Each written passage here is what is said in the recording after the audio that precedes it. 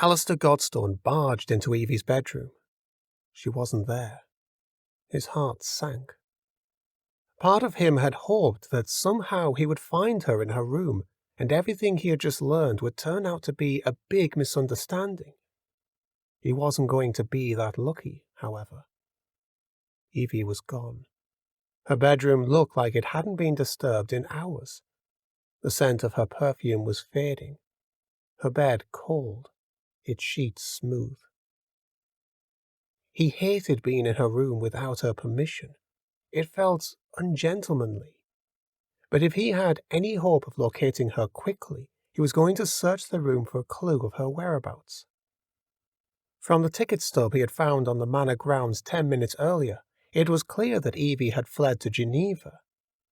As grateful as he was to have stumbled onto that piece of information, it hadn't narrowed things down enough. Without a Swiss address, he had no way of actually finding her. She could wind up anywhere in Geneva. Which was why he needed to find something that told him where she might have gone.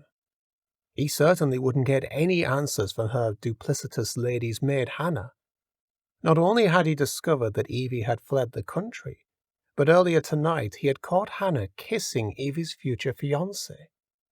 It was clear that Evie's future husband had been having a secret affair with Evie's most trusted servant. The shock from that discovery hadn't worn off, but he shoved it aside to move towards the dresser. As expected, everything on the dresser was neatly arranged. No clutter of papers that might lead him to her. Nothing out of place that might point to where exactly in Geneva she'd headed.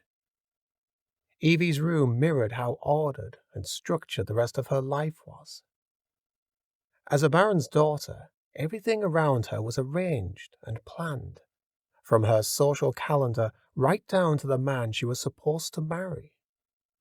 That structure was why Alistair was still so amazed that she had managed to pull off an escape without anyone discovering what she was up to. For weeks now, he had suspected that she was hiding something, but he had never imagined that she was plotting to run away. Deciding to try his luck, Alistair pulled out his phone and dialed Evie's number. The call went straight to voicemail, which meant that her phone was either off or the battery had died. Neither was a good sign.